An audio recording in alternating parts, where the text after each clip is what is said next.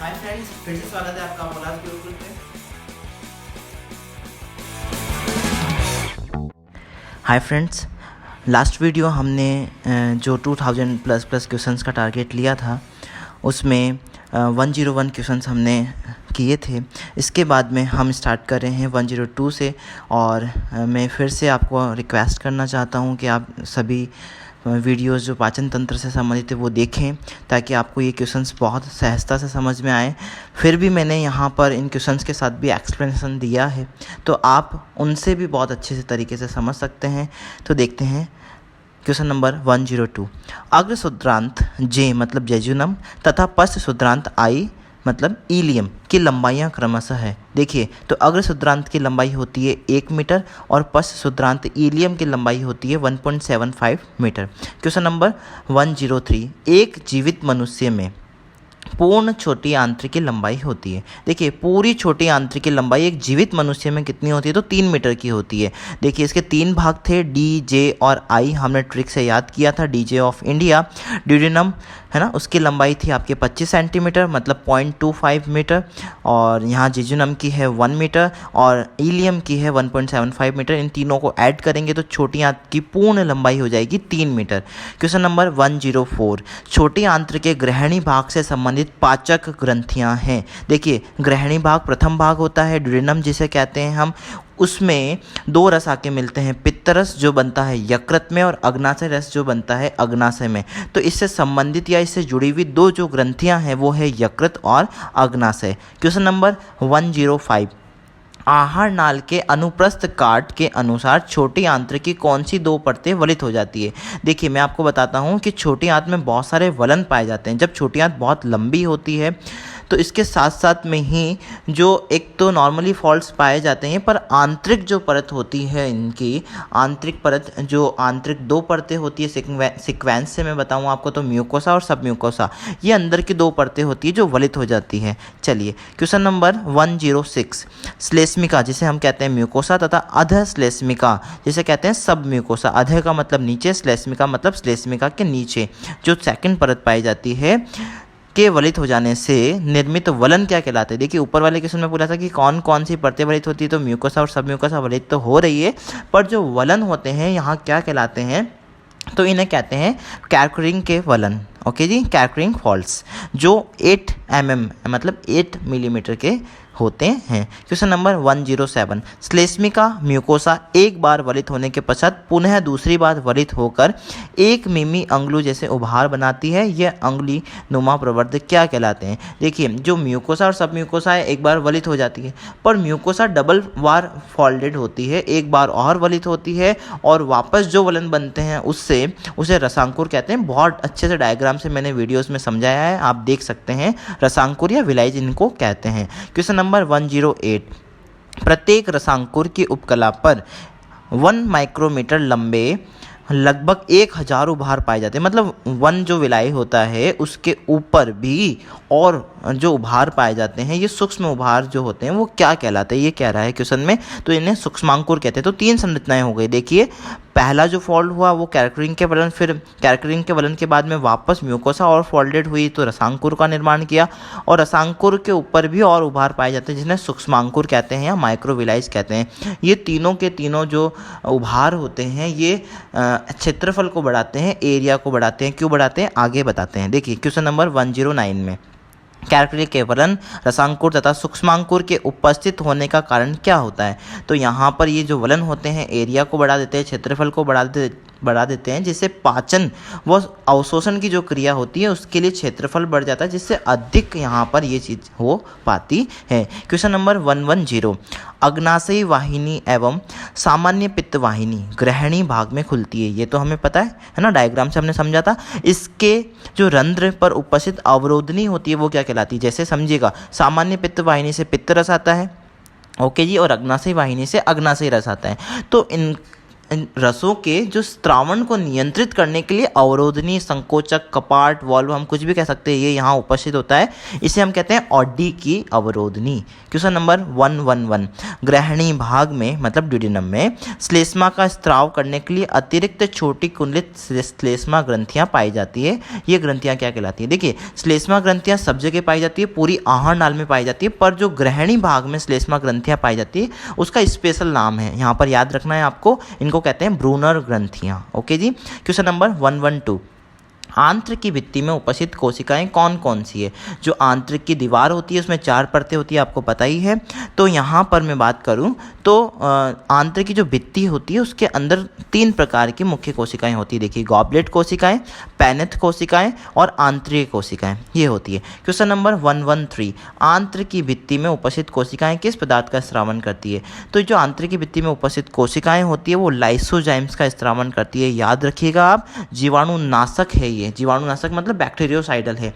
जब भोजन के अंदर कुछ संक्रमण हो आता है या संक्रमित भोजन हम जब करते हैं तो उसके अंदर जो जीवाणु आते हैं उनको मारने के लिए लाइसोजाइम्स पदार्थ सहायक होता है। चलिए, क्वेश्चन नंबर 114, छोटी आंत्र तथा बड़ी आंत्र में लंबाई किसकी अधिक होती है?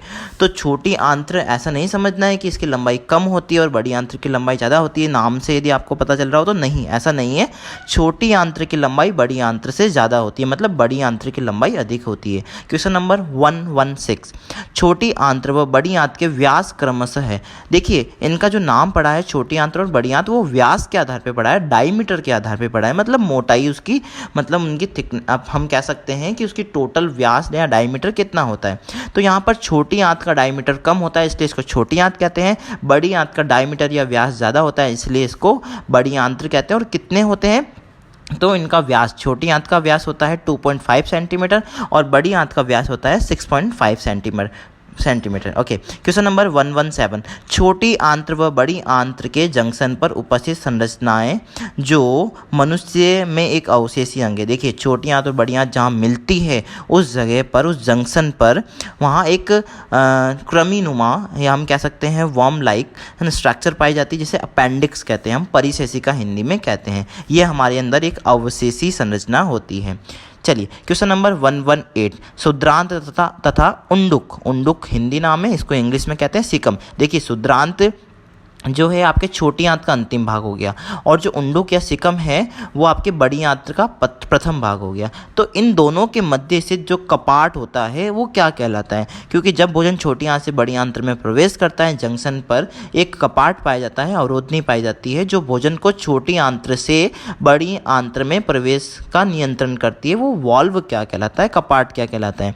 तो ये कहलाता है इलियोसिकल वॉल्व। देखिए, मैंने आपको बताया जंक्शन पर इलियम और सिकम पाए जाते हैं, 2 भाग, उसी के आधार पर इनका नाम पड़ा है। याद रखने के लिए आपको इलियोसिकल वॉल्व, इसको त्रिकांत्र कपाट कहते हैं। देखिए, इसको याद रखने के लिए यहाँ पर जैसे चौराया होता है उसमें 4 मार्ग आके मिलते हैं, वैसे तिराया होता है उसमें 3 मार्ग आके मिलते हैं। तो यहाँ पर भी 3 मार्ग है, एक मार्ग है इलियम का, एक मार्ग है सिकम का, एक मार्ग है आपके अपेंडिक्स का। तो 3, इसको अपन कहते हैं त्रिकांत्र कपाट। चलिए, क्वेश्चन नंबर 119, बड़ी आंत्र का वह भाग जहाँ अपचित भोजन मल का संग्रहण होता है। बड़ी आंत्र का वह भाग, देखिए लास्ट भाग जो होता है वहाँ पर जो पचित, बड़ी आंत्र में मल का निर्माण होता है, मतलब जितना अपचित भोजन होता है, सेलुलोज होता है, वो अपघटनकारी जीवाणुओं के द्वारा सेलुलोज का अपघटन होता है, वो मल में कन्वर्ट होता है।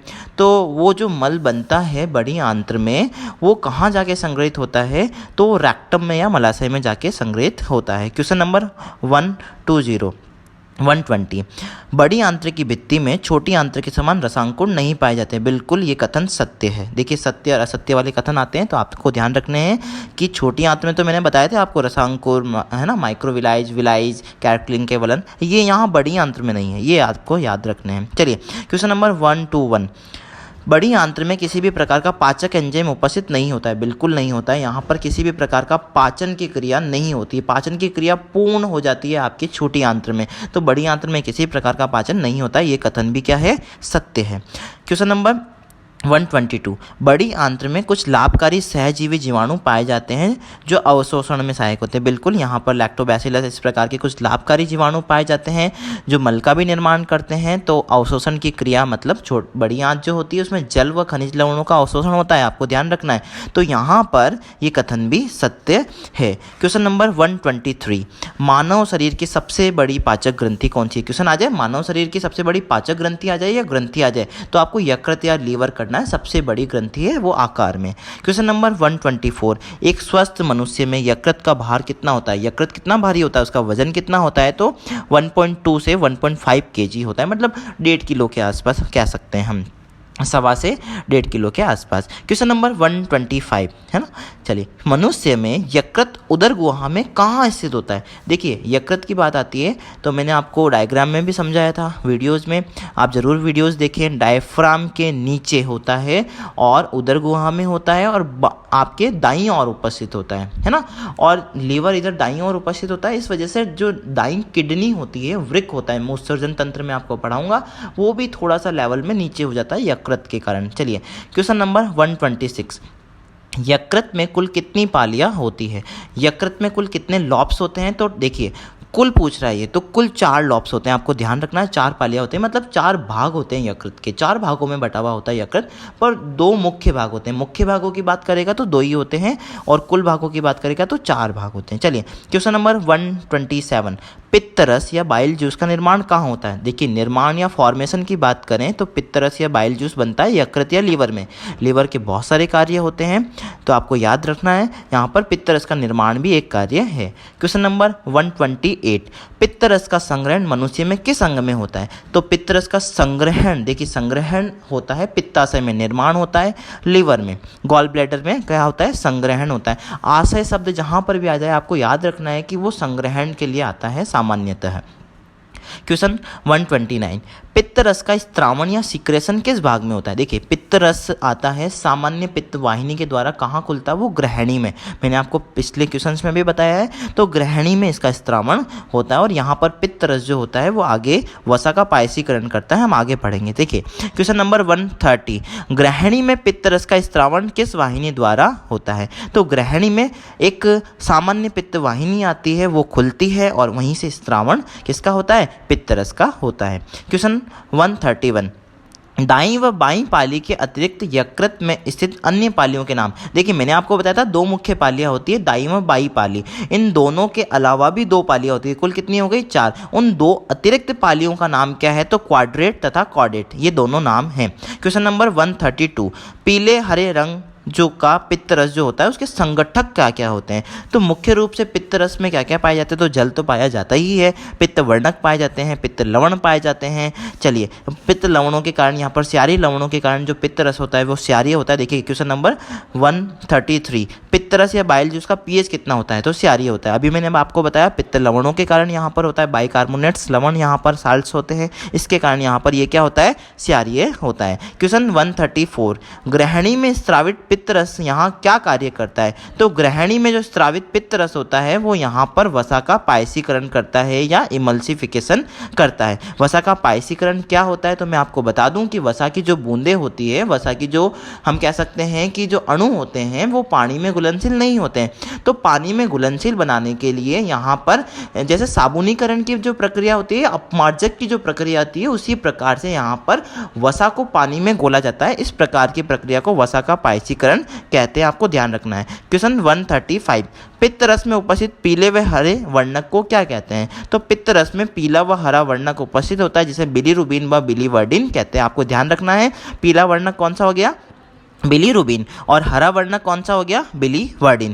क्वेश्चन नंबर 136 जो ग्रहणी या ड्यूडिनम होता है उसमें खुलने वाली सामान्य पित्तवाहिनी का अन्य नाम क्या है? जो पित्तवाहिनी होती है, सामान्य पित्तवाहिनी जो क्या लेके आती है? पित्तरस लेके आती है, उसका अन्य नाम है, उपनाम है, याद रखना है आपको, डक्ट डक्टस कोलोडोकस। ठीक है, क्या है? डक्टस कोलोडोकस। क्वेश्चन नंबर 137, यकृत पालिकाओं में उपस्थित यकृत कोशिकाएं क्या कहलाती है? तो यकृत पालिकाओं में उपस्थित यकृत कोशिकाएं जो होती है वो हिपैटिक सेल्स कहलाती है। मैंने आपको बताया था कि हिपैटिक जो शब्द होता है वो यकृत के लिए आता है, आपको ध्यान रखना है। चलिए क्वेश्चन नंबर 138, यकृत में उपस्थित वह महाभक्षकाणु कोशिकाएं, देखिए जो भक्षण की क्रिया करती है, महाभक्षकाणु जिसे फैगोसाइट्स अपन कहते हैं, ओके जी, जो जीवाणुओं तथा जीर्ण शीर्ण रक्ताणुओं का विघटन करती है वो क्या कहलाती है? यकृत में उपस्थित वो जो महाभक्षकाणु कोशिकाएं होती है वो क्या कहलाती है, ये पूछ रहा है ये। तो वो कहलाती है कुफ्फर कोशिकाएं, स्पेशल नाम है यहाँ पर, आपको ध्यान रखना है। क्वेश्चन नंबर 139, यकृत की कोशिकाएं आवश्यकता से अधिक ग्लूकोज को ग्लाइकोजन में बदल देती है। यहाँ डेफिनेटली यही कार्य होता है, आपको पता है इसका, ये जो कार्य होता है ये हार्मोन नियंत्रण से होता है, में बदलकर संग्रह कर लेती है। तो जो ग्लूकोज का संग्रहण यकृत में होता है वो किस रूप में होता है? ग्लाइकोजन के रूप में होता है। यह क्रिया क्या कहलाती है? तो जब ग्लूकोज को ग्लाइकोजन में बदल दिया जाता है तो ये क्रिया कहलाती है ग्लाइकोजिनेसिस। देखिए याद रखने के लिए, ग्लाइकोजिनेसिस, ग्लाइकोजन और जिनेसिस शब्द निर्माण के लिए आता है, मतलब ग्लाइकोजन का यहाँ पर निर्माण हो रहा है किससे? ग्लूकोज से, इसलिए इस क्रिया को कहते हैं ग्लाइकोजिनेसिस। क्वेश्चन नंबर 140, देखिए वही रिपीट आ रहा है, यकृत में ग्लूकोज का संग्रह किस रूप में होता है? यदि क्वेश्चन इस रूप में भी पूछ लिया जाए तो भी आपका आंसर क्या होगा? ग्लाइकोजन के रूप में यकृत में ग्लूकोज का संग्रहण होता है। क्वेश्चन नंबर 141, रक्त में शर्करा की कमी होने पर, चाहिए यदि रक्त में ग्लूकोज की कमी हो जाए, शर्करा की कमी हो जाए, तो ऐसी स्थिति होने पर यकृत कोशिकाएं संग्रहित ग्लाइकोजन को पुनः ग्लूकोज में बदल देती है। अभी अपन ने क्या पढ़ा कि ग्लूकोज ग्लाइकोजन में बदल देता है संग्रहण के लिए अतिरिक्त जो होता है, पर जब उसकी कमी हो जाती है, जब आवश्यकता होती है वापस ग्लूकोज की, तो ग्लाइकोजन पुनः ग्लूकोज में बदल जाता है। यह क्रिया क्या कहलाती है? तो यह क्रिया कहलाती है ग्लाइकोजिनोलाइसिस। देखिए ग्लाइकोजिनो शब्द बना है ग्लाइकोजन से, लाइसिस का मतलब होता है टूटना, मतलब ग्लाइकोजन वापस टूट के किस में बदल जाता है? ग्लूकोज में बदल जाता है। क्वेश्चन 142, यकृत कोशिकाएं जो वसीय अम्ल या फैटी एसिड्स जो होते हैं, अमीनो एसिड्स जो होते हैं आदि से भी ग्लूकोज का संश्लेषण कर लेती है। बिल्कुल ये बोल रहा है कि वसीय अम्लों और अमीनो अम्लों से भी ग्लूकोज का निर्माण किया जा सकता है। तो यह क्रिया क्या कहलाती है? देखो ये भी काम यकृत ही कर रहा है, यकृत के बहुत सारे काम है, यकृत बहुत इंपॉर्टेंट ऑर्गन होता है। चलिए तो यहाँ पर ये जो क्रिया होती है तो ये कहलाती है ग्लूकोनियोजेनेसिस। देखिए इसको याद करने के लिए, ग्लूकोज शब्द का मतलब आपको याद रखना है ग्लूकोज से, ओके जी। देखो ग्लाइकोजन नहीं है, ग्लूको मतलब ग्लूकोज, नियो का मतलब होता है नए तरीके से, जेनेसिस का मतलब निर्माण, मतलब ग्लूकोज का नए तरीके से निर्माण, मतलब नए तरीके से किससे हो रहा है? वसीय अम्लों और अमीनो अम्लों से हो रहा है। क्वेश्चन 143, यूरिया का संश्लेषण कौन सी कोशिकाएं करती है?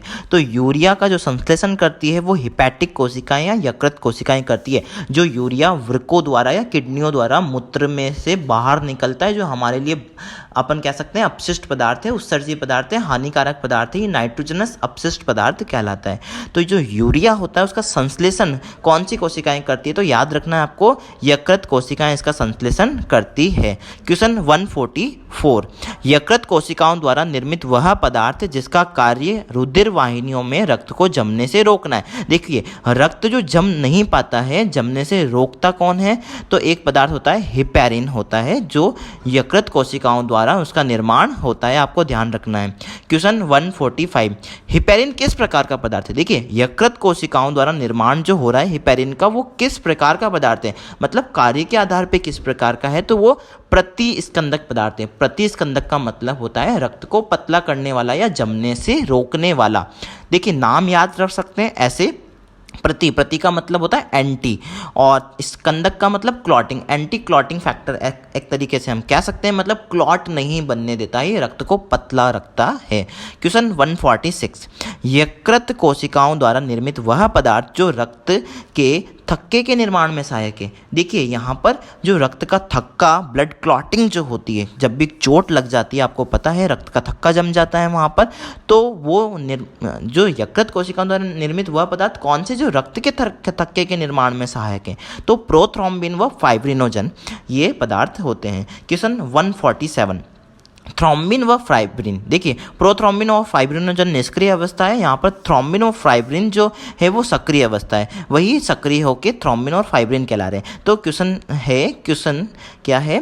थ्रोम्बिन व फाइब्रिन जो है वो किस प्रकार के पदार्थ है, कार्य के आधार पे। जैसे हिपैरिन प्रतिस्कंदक पदार्थ था, हमने पढ़ा अभी 145 में, वैसे ही 147 में क्वेश्चन कह रहा है कि जो थ्रोम्बिन और फाइब्रिन है वो स्कंदक पदार्थ होते हैं। स्कंदक मतलब क्लॉटिंग करने वाले, वो रक्त का थक्का जमाते हैं, रक्त को गाढ़ा करते हैं। चलिए क्वेश्चन नंबर 148, भ्रूणावस्था मतलब जब एम्ब्रियो बनता है उसके दौरान जो अवस्था होती है में रक्त का निर्माण कहाँ कहाँ होता है, आपको ध्यान रखना है। भ्रूणावस्था में हड्डियाँ थोड़ा सा हम कह सकते हैं गर्भावधि के अंतिम अवस्था में बनती है, अंतिम समय में बनती है, तो क्या रक्त का निर्माण नहीं होगा, रक्त का निर्माण होगा, पर भ्रूण में रक्त का निर्माण कहाँ कहाँ होता है आपको याद रखना है। 3 अंगों में होता है, यकृत में, प्लीहा जिसे हम स्प्लीन या तिल्ली भी कहते हैं, और थाइमस ग्रंथि में जो वक्ष गुहा में होती है। चलिए इन 3 अंगों में किसका निर्माण होता है, रक्त का निर्माण होता है। किस में, वयस्क में नहीं, भ्रूण में। ओके जी।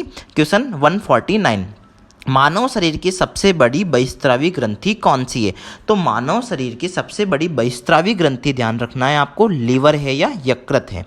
ठीक है जी। यहाँ पर मैंने आपको पहले भी बताया था कि सबसे बड़ी ग्रंथि आ जाए, सबसे बड़ी पाचक ग्रंथि आ जाए या सबसे बड़ी बहिस्रावी ग्रंथि आ जाए तो अपन क्या टिक करेंगे, यकृत टिक करेंगे। ओके जी। अच्छा जी। क्वेश्चन नंबर 150, पित्ताशय से निकलने वाली वाहिनी क्या कहलाती है। पित्ताशय मतलब गॉल ब्लैडर से निकलने वाली वाहिनी, मैंने आपको डिटेल से, बहुत डिटेल से एक वीडियो में बताया है, आप ज़रूर देखें, आप डायग्राम से समझेंगे बहुत अच्छे से समझ में आएगा। ऐसे रट नहीं सकते हम, पर फिर भी जिसने डायग्राम आप देखे हैं, जिसने वीडियोस देखे हैं, वो अच्छे से, बहुत अच्छे से समझ गया होगा कि ये जो पित्ताशय से निकलने वाली वाहिनी होती है उसे क्या कहते हैं, सिस्टिक वाहिनी कहते हैं। मैंने आपको बताया था कि जो यकृत की 2 पालियाँ होती हैं उससे 2 यकृत वाहिनियाँ निकलती हैं, दोनों जुड़ के सामान्य यकृत वाहिनी बनाती है, फिर सिस्टिक वाहिनी उसमें मिलती है, सिस्टिक वाहिनी और सामान्य यकृत वाहिनी मिलके क्या बनाती है, सामान्य पित्त वाहिनी बनाती है, जो हमने अभी पहले जिक्र किया था। कहाँ खुलती है, ग्रहणी में खुलती है। चलिए क्वेश्चन 151, विटामिन ए के संश्लेषण व संचय तथा विटामिन डी व विटामिन B12 के संचय हेतु उत्तरदायी अंग है, तो वो कौन सा है, यकृत। यकृत क्या क्या करता है, विटामिन ए का निर्माण भी करता है और संचय भी करता है, और विटामिन डी जो होता है, विटामिन B12 जो होता है, वो क्या करता है, उसके संचय हेतु उत्तरदायी भी कौन होता है, यकृत होता है। विटामिन ए का रासायनिक नाम होता है रेटिनॉल, विटामिन डी का रासायनिक नाम होता है कैल्सीफेरॉल, और विटामिन B12 का नाम होता है साइनोकोबैलेमिन। ये भी आपको ट्रिक से याद करवाएंगे। आगे चलते हैं क्वेश्चन नंबर 152, बिलीरुबिन का निर्माण सामान्यतः किसके अपघटन से होता है। देखिए बिलीरुबिन पित्त वर्णक है, आपको पता है, पीला रंग का वर्णक है, तो इसका निर्माण आरबीसी के विघटन से होता है। जब आरबीसी, चूंकि आरबीसी का जीवन काल कितना होता है, 120 दिन होता है, जब आरबीसी टूटती है तो टूटने के बाद में हिम समूह बनता है, हिम समूह से बिलीरुबिन का निर्माण होता है। तो बिलीरुबिन का निर्माण किसके अपघटन से होता है, आरबीसी के अपघटन से होता है। क्वेश्चन 153, रक्त में जो बिलीरुबिन है पित्त वर्णक की मात्रा बढ़ जाने से कौन सा रोग हो जाता है। देखिए जब शरीर में आरबीसी के विघटन की दर बढ़ जाती है, किसी कारणवश संक्रमण भी हो सकता है, कोई फिजियोलॉजिकल रीजन भी हो सकता है, किसी भी रीजन से यदि आरबीसी के विघटन की क्रिया बढ़ जाए या यकृत का संक्रमण हो जाए तो ऐसी स्थिति में वो बिलीरुबिन को बाहर नहीं निकाल पाता है शरीर से, तो रक्त में बिलीरुबिन की मात्रा बढ़ जाती है, तो इसके बढ़ने से पूरा शरीर पीला हो जाता है। इस रोग को कहते हैं पीलिया या जॉन्डिस। ओके जी।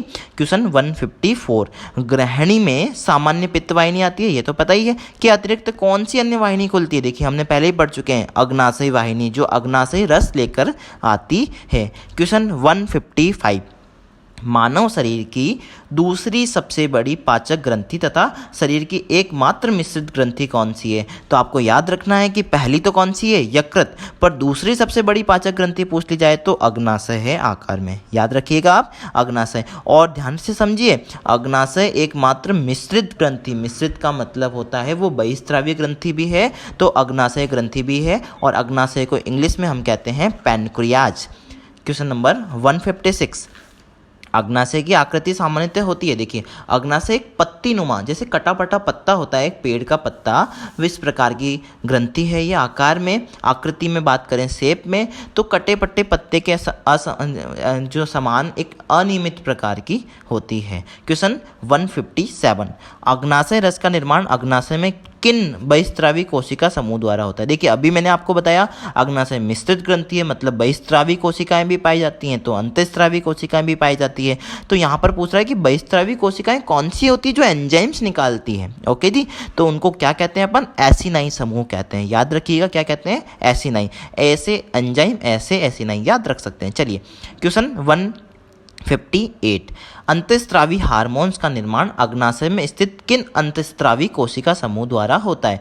तो देखिए ये सेकंड हो गया आपका अंतःस्रावी कोशिका समूह जो हार्मोन्स निकालते हैं। तो हार्मोन्स कौन सी कोशिकाएं निकालती है, तो वो जो कोशिकाएं होती है वो समूह रूप में क्या कहलाती हैं, तो वो कहलाती है लैंगरहैंस द्वीप समूह। आपको याद रखना है, लैंगरहैंस आइसलैंड्स कहते हैं हम इन्हें। क्वेश्चन 159, पित्तरस में उपस्थित वह संगठक, मतलब ऐसा कंपोजिशन जो पित्तरस में उपस्थित होता है जो वसा के पायसीकरण के दौरान प्राकृतिक अपमार्जक के डिटर्जेंट के समान कार्य करता है। इसका जिक्र हम पहले भी कर चुके हैं, है ना। तो पित्त लवण ऐसे होते हैं जो वसा जो होती है उसको आप मिसेल में परिवर्तित कर देते हैं, आपको पता हो, तो अपमार्जक की तरह कार्य करते हैं और जल में घुलनशील बना देते हैं, पायसीकरण इमल्सिफिकेशन करते हैं। क्वेश्चन 160, वसा के पायसीकरण को इंग्लिश में कहते हैं इमल्सिफिकेशन के फलस्वरूप बड़ी वसा गोलिकाएं जो होती हैं छोटे आकार की वसा बूंदों में टूट जाती है। बिल्कुल, ये वसा बूंदें क्या कहलाती है, तो क्या कहलाती है, मिसेल कहलाती है। ओके जी। क्वेश्चन 161, पायसीकृत वसा मतलब इमल्सिफाइड जो फेट होती है के पाचन में सहायक अग्नाशय एंजाइम कौन सा है। देखिए अग्नाशय रस जो अग्नाशय वाहिनी द्वारा ग्रहणी में आ रहा है, उस अग्नाशय रस में अग्नाशय एंजाइम कौन सा होता है जो वसा के पायसीकरण के बाद में क्या करता है, पाचन करता है। तो वसा का पाचन पायसीकृत होने के बाद में वसा का पाचन कौन करता है, तो अग्नाशय लाइपेज करता है। और ये किस में उपस्थित होता है, अग्नाशय एमाइलेज या अग्नाशय रस में उपस्थित होता है। क्वेश्चन 162, अग्नाशय रस में उपस्थित प्रोटीन पाचक एंजाइम्स में मुख्य है, मतलब अग्नाशय रस में वह एंजाइम जो प्रोटीन का पाचन करता है, मुख्य एंजाइम। देखिए और भी प्रोटीन पाचन करते हैं पर मुख्य एंजाइम कौन सा होता है, ट्रिप्सिन होता है, आपको ध्यान रखना है। देखिए प्रोटीन के पाचन करने के लिए मुख्य हमने कौन कौन से पढ़े हैं, तो PRT आपको याद रखना है। जैसे प्रोटीन की स्पेलिंग भी प्रोटीन की स्पेलिंग में भी जो PRT आता है, तो PRT आप याद रखिएगा, पेप्सिन, रेनिन, ट्रिप्सिन, इस प्रकार के जो एंजाइम होते हैं वो प्रोटीन के पाचन में सहायक होते हैं। तो अग्नाशय रस में कौन सा होता है, तो ट्रिप्सिन होता है। क्वेश्चन 163, ट्रिप्सिनोजन निष्क्रिय अवस्था है, आपको पता है ट्रिप्सिन की निष्क्रिय अवस्था क्या है, ट्रिप्सिनोजन का सक्रियण कर ट्रिप्सिन में परिवर्तित करने वाला एंजाइम। देखिए ट्रिप्सिन पहले जब अग्नाशय रस में से निकलता है तो वो ट्रिप्सिनोजन के रूप में होता है, निष्क्रिय होता है। उसको सक्रिय कौन करता है, तो एक एंजाइम जो आंत्र से निकलता है, एंटेरोकाइनेज कहते हैं। ओके जी, इससे इसका सक्रियण होता है और ट्रिप्सिन में बदल जाता है, ट्रिप्सिनोजन।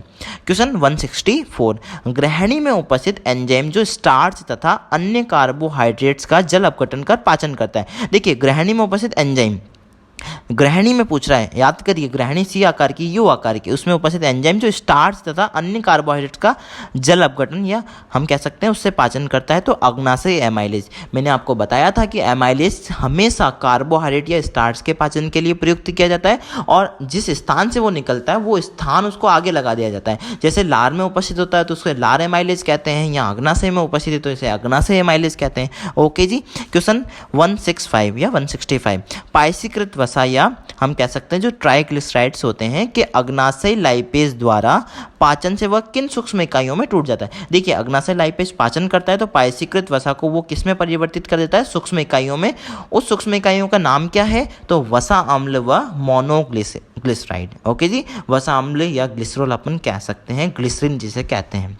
चलिए क्वेश्चन 166, अग्नाशय रस में उपस्थित वह एंजाइम जो डीएनए व आरएनए के पाचन में सहायक है। अग्नाशय रस में उपस्थित वह एंजाइम जो डीएनए आरएनए का पाचन करता है, याद रखना है आपको न्यूक्लिएजेज।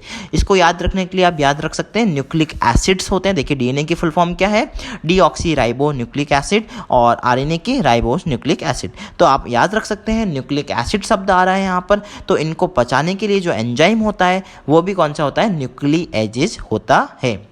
क्वेश्चन 167, अग्नाशय एमाइलेज द्वारा पाचन से स्टार्च या कार्बोहाइड्रेट किन सूक्ष्म इकाइयों में परिवर्तित हो जाता है। देखिए अग्नाशय एमाइलेज किसका पाचन करता है, स्टार्च या कार्बोहाइड्रेट का। जो कार्बोहाइड्रेट्स होती हैं वो डाइसैकेराइड्स और ओलिगोसैकेराइड में परिवर्तित हो जाती है। डाइसैकेराइड्स क्या है, उसमें शर्करा के 2 अणु होते हैं, और ओलिगोसैकेराइड की बात करें तो उसमें 3 से 10 अणु उपस्थित होते हैं, किसके, शर्करा के। चलिए क्वेश्चन 168 शुद्रांत। शुद्रांत जो है कि एंटेरोसाइट कोशिकाओं से स्रावित, शुद्रांत किसका भाग है? छोटी आंत का, ध्यान रखना है। और उसमें एंटेरोसाइट कोशिकाएं पाई जाती है, उनसे स्रावित आंतरीय रस क्या कहलाता है? देखिए, जो उनसे स्रावित सीक्रेट होता है, जो इंटेस्टाइनल जूस होता है, उसका विशेष नाम है, आपको याद रखना है, उसको सक्कस एंटेरिकस कहते हैं। देखिए, एंटेरिकस एंटेरोसाइट याद रख सकते हैं आप उसको, उसका स्पेशल नाम क्या है? Succus entericus. क्वेश्चन 169 यदि बात करें जो आंतरिक रस या सक्कस एंटेरिकस होता है में उपस्थित एंजाइम जो ग्लाइकोसाइडेज, देखिए उसमें ये बता रहा है कि एक एंजाइम उपस्थित होता है जिसे हम ग्लाइकोसाइडेज कहते हैं। किन एंजाइमों का समूह है? ग्लाइकोसाइडेज जो एंजाइम होता है, आप याद रखिएगा, ग्लाइको शब्द हमेशा शर्करा के लिए, ग्लूकोज या कार्बोहाइड्रेट के लिए आता है। तो इसमें जो ग्लाइकोसाइडेज एंजाइम होता है वो ग्लूकोज के निर्माण में सहायक होता है ना, इसलिए इसका नाम क्या है? ग्लाइकोसाइडेज। और ये किन एंजाइमों का? तो ये 3 एंजाइमों का समूह है जिसे माल्टेज, सुक्रेज और लैक्टेज हम कहते हैं। क्वेश्चन नंबर 170 ओके, माल्टोज शर्करा पर कार्यरत माल्टोज एंजाइम इसे किन सूक्ष्म इकाइयों में परिवर्तित कर देता है? तो देखिए, माल्टोज शर्करा पर कार्यरत माल्टेज एंजाइम जो होता है वो जो होता है डाइसैकेराइड शर्करा होती है माल्टोज, ठीक है जी। तो 2 अणु होते हैं उसमें, डाई का मतलब 2 शर्करा के अणु होते हैं, तो वो जब टूटते हैं तो पाचन का मतलब तो टूटना, विघटन ही होता है, तो 2 ग्लूकोज की इकाइयों में टूट जाती है क्या? माल्टोज शर्करा। क्वेश्चन 171 सुक्रोज शर्करा पर कार्यरत सुक्रेज एंजाइम इसे किन सूक्ष्म इकाइयों में परिवर्तित कर देता है? देखिए, माल्टोज 2 ग्लूकोज के अणु बनाती है, तो यहाँ पर जो सुक्रोज शर्करा भी डाइसैकेराइड शर्करा होती है वो भी 2 अणु बनाती है मोनोसैकेराइड के, पर 1 ग्लूकोज और 1 फ्रक्टोज बनाती है। चलिए, क्वेश्चन 172 लैक्टोज शर्करा, तीसरे प्रकार की शर्करा बोल रहा है ये, जो दूध में उपस्थित होती है, आपको ध्यान हो तो, है ना, पर कार्यशील जो लैक्टेज एंजाइम होता है इसे जल अपघटन द्वारा किन इकाइयों में बदल देता है? तो लैक्टोज शर्करा पाचन के बाद में ग्लूकोज और गैलेक्टोज में परिवर्तित हो जाती है, आपको ध्यान रखना है।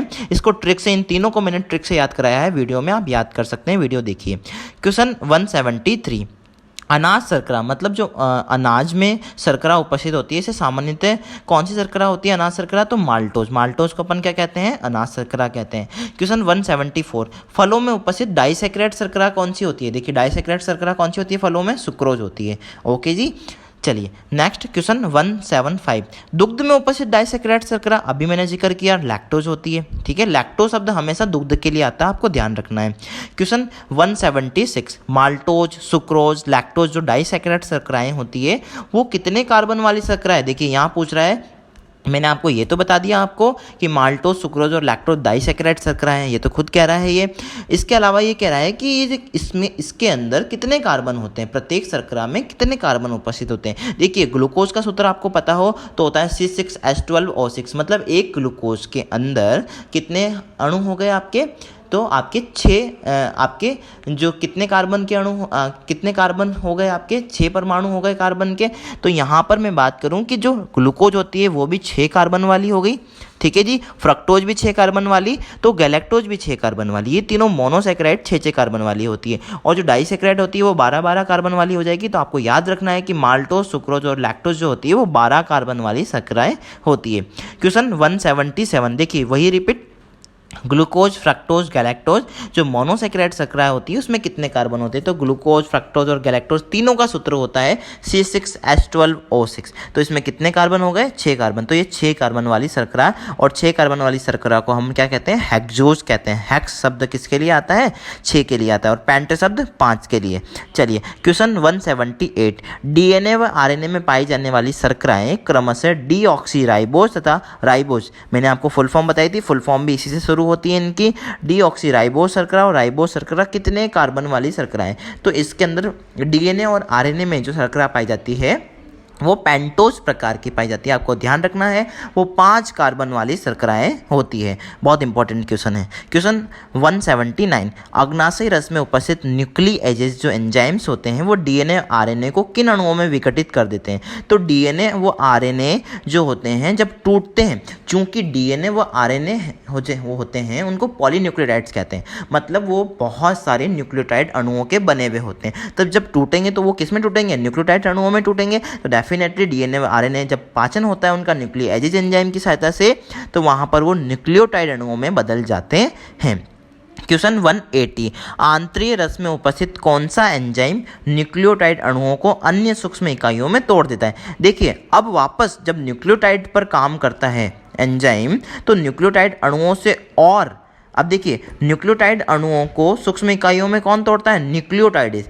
देखिए याद रखिए, मैं वापस बता रहा हूँ आपको कि जो डीएनए आरएनए होते हैं उस पे एंजाइम काम करता है न्यूक्लिएजेज, जो किस में परिवर्तित कर देता है उनको, न्यूक्लियोटाइड अणुओं में। फिर वापस न्यूक्लियोटाइड अणुओं पर एक एंजाइम काम करता है न्यूक्लियोटाइडेज एंजाइम, जो उनको और सूक्ष्म इकाइयाँ मतलब एक न्यूक्लियोटाइड जो होती है वो 3 अणुओं से मिलकर बनी होती है। आपको ध्यान हो तो याद करिए।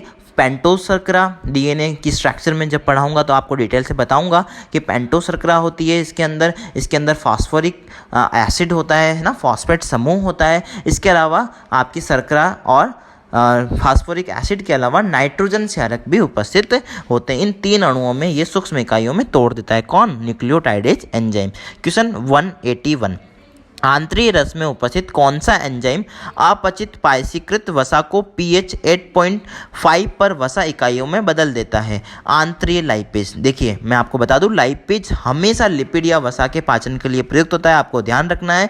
और जो यहाँ पर pH होता है वो कितना होता है ये भी ध्यान रखिए आप, 8.5 होता है। क्वेश्चन 182, आंतरिक रस में उपस्थित वह एंजाइम जो यहाँ उपस्थित प्रोटीन अणुओं, पेप्टाइड्स व डाईपेप्टाइड्स को विघटित करने का कार्य करता है, तो कौन सा है, आंतरिक रस। देखिए आंतरिक रस का उपनाम क्या बताया था मैंने, सक्कस एंटेरिकस। तो ध्यान रखना है इसमें उपस्थित वह एंजाइम जो यहाँ उपस्थित प्रोटीन अणुओं को पेप्टाइड्स और डाईपेप्टाइड्स में बदल देता है, तो एमिनोपेप्टिडेज। देखिए मैं आपको बता दूं यहाँ पर इसका नाम क्या है, एमिनोपेप्टिडेज। पेप्टिडेज शब्द बना है पेप्टाइड से, क्योंकि अमीनो अम्लों के मध्य जो इकाइयाँ हो, जो आपके बंध उपस्थित होते हैं, अमीनो अम्ल जो इकाइयाँ होती है प्रोटीन की, उनके मध्य बंध कौन से होते हैं, पेप्टाइड्स बंध होते हैं। क्वेश्चन 183, भोजन की इकाइयों का पूर्ण पाचन कहाँ होता है, तो भोजन की सभी इकाइयों का पूर्ण पाचन छोटी आंत्र में होता है, आपको ध्यान रखना है। उसके बाद में बड़ी आंत्र में किसी भी प्रकार का पाचन नहीं होता है। पूर्ण पाचन कहाँ हो जाता है, छोटी आंत्र में ही हो जाता है। बड़ी आंत्र में सिर्फ जल व खनिज लवणों का अवशोषण होता है। क्वेश्चन 184, प्रोटीन के पाचन का प्रारंभ कहाँ से होता है, तो प्रोटीन के पाचन का प्रारंभ होता है आमाशय में, ध्यान रखिएगा।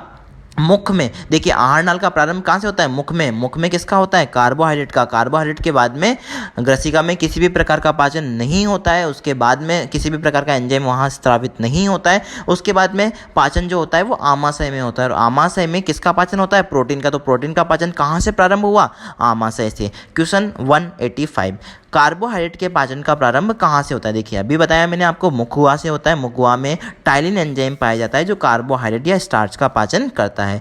क्वेश्चन 186, मानव के पाचन तंत्र की क्रिया का अध्ययन कितने चरणों में किया जाता है, तो 5 चरणों में किया जाता है।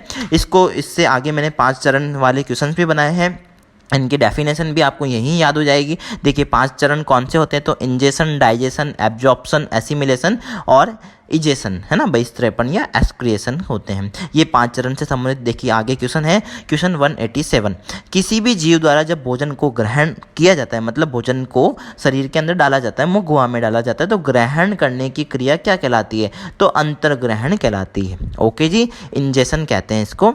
इसके बाद में क्वेश्चन 188, वृहद कार्बनिक जो भोज्य पदार्थ होते हैं का सूक्ष्म इकाइयों मतलब छोटी इकाइयों में विघटन की जो जैव रासायनिक प्रक्रिया है वो क्या कहलाती है, तो हमने इसका जो फर्स्ट क्वेश्चन पढ़ा था, हम जो टॉपिक पाचन पढ़ रहे हैं वो पाचन कहलाती है, डाइजेशन कहलाती है। आपको पता है बड़े अणु छोटे अणुओं में परिवर्तित होते हैं। क्वेश्चन 189, पचित जो भोजन होता है मतलब जो पच गया है, जैसे कि जो इसकी सूक्ष्म इकाइयाँ हैं, सूक्ष्म भोजन की इकाइयाँ विटामिन, जल व खनिज लवणों का आंतरिक उपकला, उपकला का मतलब परत जो होती है, उसमें जो कोशिकाओं के माध्यम से रक्त व लसिका में पहुंचना क्या कहलाता है।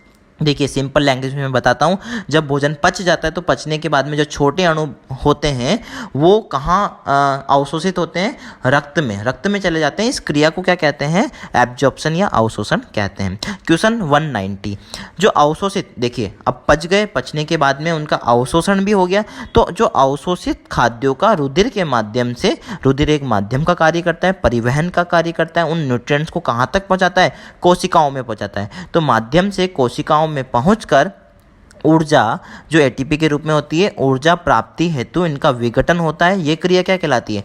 देखिए, जब कोशिकाओं में ये न्यूट्रिएंट्स पहुंच जाते हैं, ग्लूकोज की बात करें हम, वसा अम्ल की बात करें, या हम बात करें एमिनो एसिड्स की, तो वहाँ पर मुख्यतः जब इनसे ऊर्जा प्राप्त होती है तो इस क्रिया को हम क्या कहते हैं? तो एसिमिलेशन कहते हैं या स्वांगीकरण कहते हैं। चलिए, और यही जो ऊर्जा होती है यहाँ पर जो प्राप्त होती है, आप पढ़ेंगे जो माइटोकॉन्ड्रिया होता है उसे ऊर्जा का शक्तिगृह कहते हैं, हम पावर हाउस कहते हैं, पावर प्लांट कहते हैं। यही ऊर्जा वहाँ पर क्या हो जाती है? तो संग्रहित हो जाती है। क्वेश्चन 191, अपचित भोजन को शरीर से बाहर निकालने की क्रिया क्या कहलाती है? तो जो अपचित अनडाइजेस्टेड फूड होता है उसको शरीर से बाहर निकाला जाता है। इस क्रिया को ध्यान से समझिएगा, अपन बहिस्त्रेपण कहते हैं या फिर उत्सर्जन कहते हैं। इंग्लिश में बोले तो इजेशन या एस्क्रिएशन कहते हैं। क्वेश्चन 192, सर्वाधिक अवशोषण की क्रिया आहार नाल के किस भाग में होती है? तो आपको ध्यान रखना है, जो सर्वाधिक एब्जॉर्प्शन होता है वो छोटी आंत के मध्यम भाग में होता है, द्वितीय भाग में होता है, जिसे हम कहते हैं अग्र शुद्रांत या जेजुनम हम कहते हैं। क्वेश्चन 193, अल्कोहल तथा औषधियों का अवशोषण सामान्यतः होता है। तो ध्यान रखना है आपको, जो भी अल्कोहल लिया जाता है अल्कोहलिक पर्सन द्वारा, या फिर जो औषधियाँ किसी पेशेंट्स द्वारा ली जाती है, दवाइयाँ जो ली जाती हैं, उसका जो अवशोषण होता है वो रक्त में कहाँ से पहुँचती है? तो वो पहुँचती है स्टमक से या आमाशय से। क्वेश्चन 194, जल व खनिज लवणों के सर्वाधिक अवशोषण हेतु, अच्छा जी, देखिए, जल व खनिज लवणों के सर्वाधिक अवशोषण हेतु कौन सा भाग है? तो वृद्धांत्र है या कोलोन है। छोटी आंत के बाद में जब बड़ी आंत में किसी भी प्रकार का पाचन नहीं होता तो वहाँ सिर्फ अवशोषण होता है, वो भी किसका? जल व खनिज लवणों का अवशोषण होता है। चलिए, क्वेश्चन 195, अवशोषण की मुख्य जो क्रिया होती है वो क्रिया विधियाँ कौन सी होती है? मतलब जो अवशोषण क्या है? जो भोजन की सूक्ष्म इकाइयाँ हैं वो रक्त में पहुंच रही है, इसको अवशोषण कह रहे हैं। तो इसमें रक्त में पहुंचने से की जो विधियाँ हैं, मेथड्स कौन कौन से होते हैं? तो ध्यान रखिएगा, विसरण डिफ्यूजन कहते हैं, तथा सक्रिय अभिगमन एक्टिव ट्रांसपोर्ट इसे हम कहते हैं। ये दो विधियाँ होती है। इसका और डिटेल हम आगे देखते हैं। क्वेश्चन 196, ग्लूकोज तथा एमिनो अम्ल जो एमिनो एसिड्स होते हैं का अवशोषण रुधिर में किस विधि द्वारा होता है? तो किस विधि द्वारा होता है? सक्रिय अभिगमन द्वारा होता है। ये बड़े अणु होते हैं, इनको पहुंचाने के लिए एनर्जी की आवश्यकता होती है, इसलिए यहाँ पर इसको सक्रिय अभिगमन कहा जाता है। क्वेश्चन 197, वसीय अम्लों, मोनोग्लिसराइड तथा कोलेस्ट्रॉल का अवशोषण किस विधि द्वारा लसिका या लिम्फ में होता है? लिम्फ में जाते हैं ये वसीय अम्ल, इनका रूट थोड़ा सा बड़ा होता है, तो ये विसरण विधि द्वारा इजीली कहाँ पहुँच जाते हैं? लसिका में पहुंच जाते हैं। क्वेश्चन 198, जल का जो एब्जॉर्प्शन होता है वो किस विधि द्वारा होता है? तो जल का जो अवशोषण होता है वो विसरण विधि द्वारा होता है। ध्यान रखनिए कि जल का जो अवशोषण होता है वो विसरण विधि द्वारा होता है। एक और बात बता दूं, यहाँ पर सोडियम और पोटेशियम पंप उपस्थित होता है, इसके माध्यम से जल का अवशोषण होता है। क्वेश्चन 199, विटामिन तथा खनिज लवणों का अवशोषण होता है। तो आपको ध्यान रखना है, विटामिन जो होते हैं और मिनरल्स जो होते हैं वो सक्रिय और निष्क्रिय दोनों विधियों से अवशोषित होते हैं। क्वेश्चन 200, देखिए हम एट लास्ट पहुंच चुके हैं 200 क्वेश्चन पे। तो वृहदांत्र में मल के निर्माण के दौरान यहाँ उपस्थित जीवाणु किस पॉलीसैकेराइड का मुख्यतः अपघटन करते? देखिए, जो पचा नहीं होगा उसका अपघटन करेंगे जीवाणु, आपको ध्यान है। तो कौन नहीं पचता है? जो मानव में सेलुलोज का पाचन नहीं होता है, ठीक है जी, क्योंकि आपको पता है मानव में जो सेलुलोज एंजाइम जो मुख्यतः, जैसे जंतुओं की हम बात करें तो सेलुलोज, जैसे मैं गाय की बात करूं तो घास में जो सेलुलोज होता है वो गाय में उपस्थित जो अपेंडिक्स होती है, अपेंडिक्स में सेलुलोज के पाचन के लिए सेलुलोज एंजाइम पाया जाता है, पर मनुष्य में नहीं पाया जाता है। तो मनुष्य की बात करें तो यहाँ पर मल के दौरान सेलुलोज जो कार्बोहाइड्रेट होता है, जो 3000 ग्लूकोज अणुओं से मिलकर बना होता है, उसका अपघटन होता है। अपघटन होता है, ध्यान से समझिएगा, वो जीवाणु कर रहे हैं, खुद यहाँ पर कोई एंजाइम मानव की आहार नाल में उपस्थित नहीं है, ध्यान रखिएगा। क्वेश्चन 201, मलाशय की भित्ति पर मल का दाब कितना पहुँच जाने पर प्रतिवर्ती अनुक्रिया इंग्लिश में क्या कहते हैं हम? रिफ्लेक्स एक्शन द्वारा हमें मल उत्सर्जन हेतु संकेत प्राप्त होता है। देखिए, इसको लैंग्वेज को समझिए, क्या कहना चाह रहा है? ये कहना चाह रहा है कि मलाशय जब फुल हो जाता है ना, तो फुल हो जाने के बाद में मलाशय की भित्ति पर दबाव पड़ता है। तो कितना दबाव पड़ता है? जब हमें महसूस होने लगता है कि हमें मल उत्सर्जन या डेफिकेशन की क्रिया करनी है, तो कितना दबाव होना चाहिए? तो लगभग 20 mm ऑफ Hg है ना, 20 mm ऑफ Hg का दबाव यहाँ पर होना चाहिए, तभी यहाँ पर हमें प्रतिवर्ती अनुक्रिया द्वारा परसेप्शन होता है माइंड में। तो इस प्रकार से हम जो 2000++ क्वेश्चंस का हमने टारगेट लिया है, आप इससे जुड़े रहिए और ऐसे ही आपको 2000++ क्वेश्चन मिलते रहेंगे। पहले आपको बायोलॉजी के मिलेंगे, उसके बाद में फिर केमिस्ट्री, फिर फिजिक्स, इस प्रकार से हर एक सब्जेक्ट से संबंधित क्वेश्चंस आपको यहाँ इस चैनल पे मिलते रहेंगे। तो प्लीज़ सब्सक्राइब करिए और ऐसे ही जुड़े रहिए हमसे। चलिए।